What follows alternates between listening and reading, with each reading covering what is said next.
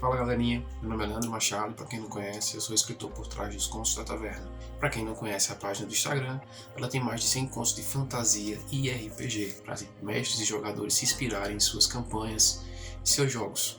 Hoje eu resolvi fazer uma coisa diferente, iniciar um quadro. Esse quadro consiste em dicas para situações, encontros, até mesmo campanhas para o seu RPG, baseadas em algum anime, filme ou série que eu tenha visto. Para estrear, eu escolhi nada menos do que Castlevania. A quarta temporada estreou agora na Netflix no dia 11 de maio e, de longe, é a melhor temporada que a série já teve. E teve algumas ideias muito interessantes nessa temporada que dá para ser usada facilmente no RPG. De antemão, eu já aviso que eu não vou dar spoilers da trama e sim de situações e batalhas que acontecem nessa temporada. Para começar, logo na cena de abertura, eles enfrentam vários oponentes em situações anteriores ao início da série. 6 semanas antes, 4 semanas antes, 3 semanas antes. Uma dessas situações é contra um necromante, que ele está escondido no meio da floresta enquanto estão tendo que enfrentar os esqueletos que ele está enviando.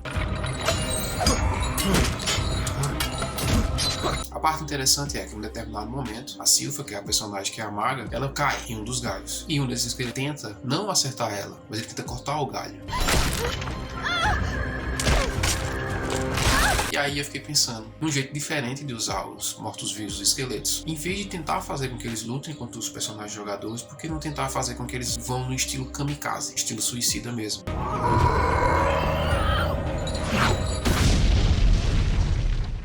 Eles podiam muito bem ter tentado derrubar ela, se jogando nela para que ela caísse, ou em outra situação diferente dessa, onde eles estão em cima de galhos altos, eles podem, por exemplo, numa sala que está sendo inundada, os esqueletos podem tentar segurar os personagens para que eles morram afogados. A mesma situação vale para fogo, por exemplo. Outra situação interessante que acontece nessa temporada é o surgimento dos goblins. Os goblins aparecem em mais de uma situação, mas na primeira situação que eles aparecem num campo de aveia. Não sei se vocês já viram o campo de aveia, a aveia é bem alta, e aí não dá para distinguir muito bem da cintura para baixo. Só que em vez de eles usarem isso como uma vantagem, eles acabam pulando para acertar os personagens na altura da cabeça e do tronco, em vez de usar a vantagem do tamanho para acertar pernas e cintura. Então, se eu estivesse mestrando uma campanha nesse estilo, eu ia usar isso como uma vantagem para os goblins. Ou grama alta, ou o próprio campo de aveia, e aí os jogadores teriam que fazer vários testes para conseguir ou não se defender dos goblins da situação. Uma terceira dica muito interessante dessa temporada, que já foi utilizada em outros, mas nesse foi muito melhor explorado, são os espelhos mágicos. Nessa temporada ficou claro que desde qualquer um que possua um espelho mágico pode entrar em comunicação com outra pessoa, desde que saiba o nome dela e que ela tenha um espelho mágico também. Funciona como um telefone, só que você não precisa ter o número. E quem seria você? Nessa temporada também ficou claramente visível que o espelho mágico pode ser utilizado como teletransporte. Nas outras temporadas também já foi utilizado, mas desde que o seu espelho mágico seja uma quantidade grande o suficiente para passar um corpo humano ou de uma criatura monstruosa, dá para utilizar ele para chegar em qualquer local. Qual a desvantagem disso? O espelho original continua no mesmo local, então quem passar não tem como voltar, vai ter que voltar a pé, voando, de qualquer outra forma. Como eu usaria isso numa campanha? De duas maneiras. A primeira, um exército ou um grupo de mercenários pode estar fazendo ataques aleatórios. Eles conseguem invadir cidades, castelos, qualquer local através do espelho, e as pessoas não sabem disso. Então eles podem usar isso para fazer chantagem ou para iniciar uma guerra. Então, colocaria o grupo de aventureiros para descobrir como eles conseguem invadir esses locais. Mais na frente eles iriam descobrir, através de pistas, esses espelhos mágicos, tanto para comunicação como para teletransporte. Outra forma que eu utilizaria os espelhos mágicos numa campanha é fazer com que os players encontrem um pedaço dele, alguma masmorra, após derrotar algum vilão, um boss, e aí posteriormente eles descobririam que funciona como comunicação e teletransporte. Uma quarta ideia de campanha é a cidade sitiada. Um grupo de jogadores vão investigar uma cidade, uma capital, que sofreu um ataque para tentar descobrir o que foi esse ataque. Chegando lá, eles não encontram muitas pistas e acabam sendo surpreendidos por um grupo de monstros, criaturas ou exército.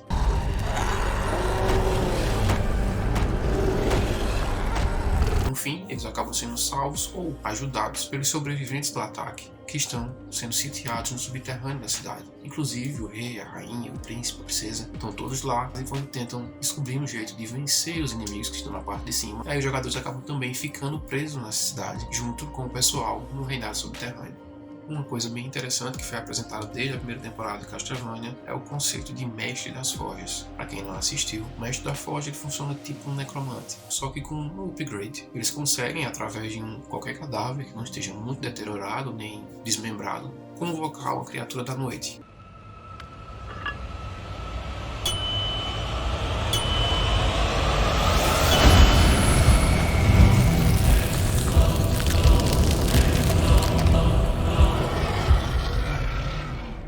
criatura da noite no universo de Castlevania são monstros vindos diretamente do inferno. Quem jogou Castlevania vai saber que tipo de monstro tá falando, mas quem não jogou, são criaturas monstruosas com feições das mais variadas. São fortes, uns lembram morcegos gigantes, outros lembram do tipo de inseto, por aí vai, cada um com habilidades específicas e individuais. A parte interessante é que eles conseguem fazer isso com qualquer cadáver, então quando eles atacam a cidade, eles automaticamente vão transformando os corpos das pessoas derrotadas, que não estiverem muito destroçados, em mais soldados para eles. E o único que consegue controlar esses monstros é o próprio Mestre da Forja. Uma parte interessante dessa questão do Mestre da Forja é que cada um vai utilizar um artefato diferente. Um dos personagens usa uma adaga, o outro usa um martelo. E ele consegue utilizar isso de uma forma excelente. Durante os ataques, se ele fere um oponente mortalmente, ele já transforma esse oponente num monstro que vai obedecer a ele.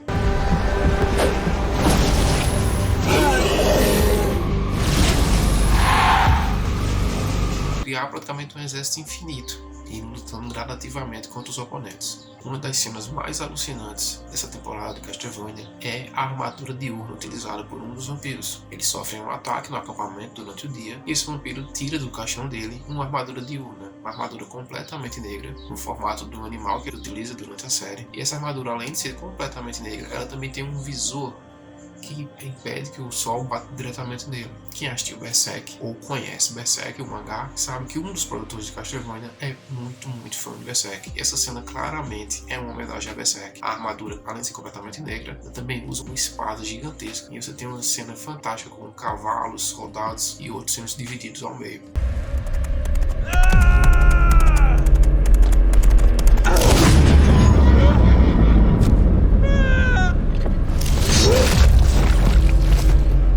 Utilizaria isso no RPG, é bem claro, né? A armadura diurna permite ao vampiro andar livremente durante o dia. Em outros momentos da série, fica visível que desde que o vampiro esteja utilizando roupas ou até mesmo outro tipo de armadura que não evite o contato direto da pele com o sol, ele consegue sobreviver. Essa estratégia já foi utilizada em outras séries como The Strange e outros filmes do gênero, onde desde que o vampiro não tenha contato direto com o sol, ele consegue sair durante o dia. É algo muito interessante para ser utilizado no RPG, pois pode pegar os jogadores de surpresa achando que estão com a vantagem do dia, por exemplo. Outro momento muito interessante de Castlevania é quando os personagens principais enfrentam um Golem. O Golem é uma criatura já bem manjada de RPG, mas a parte interessante é a forma como ele é utilizada diferencial na animação, em que são dois Golems gêmeos, e eles fazem ataques combinados. Ou seja, no primeiro ataque eles conseguem desviar, o Golem acerta o chão, mas em seguida o segundo Golem já vem pegando impulso nas costas do primeiro e atacando o grupo em seguida. E aí eles continuam nesse revezamento de ataques. Apesar dos jogadores esperarem uma lentidão por parte dos Golems,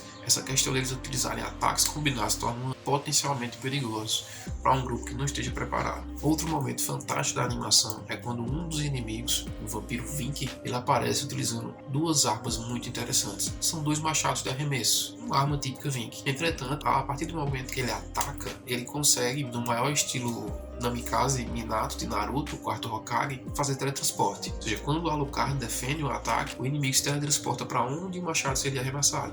Então ele consegue jogar um, teletransporta para o local onde ele vai, joga outro, teletransporta para onde ele vai. Sempre que o Alucard defende, ele se teletransporta para onde o machado seria arremessado, e assim ele nunca perde nenhuma das duas armas, além de ser um inimigo extremamente perigoso de se defender. É uma das lutas mais interessantes da animação. E a última dica, mas não menos importante, é a forma como a animação consegue unir vários núcleos diferentes. Durante toda a animação você tem um núcleo separado entre o Trevor Belmont, que é um dos protagonistas, e o Alucard. No final da trama, apesar de estarem em locais separados, a trama converge para que eles se unam e se ajudem. Isso é uma dica que todo mestre de RPG deve ficar muito atento, pois na maioria das vezes o grupo está dividido. Então fazer com que eles encontrem pistas que levem ao mesmo objetivo é muito interessante para fazer a união do grupo. Às vezes essa união fica um pouco forçada dependendo da história como eles criou ou dos objetivos dos personagens. Então é muito interessante estar atento ao objetivo da história, atento ao objetivo dos personagens para fazer com que eles se encontrem através de pistas e não de maneira forçada.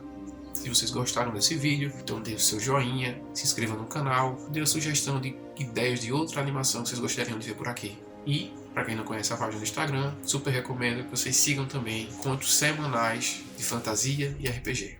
Até a próxima!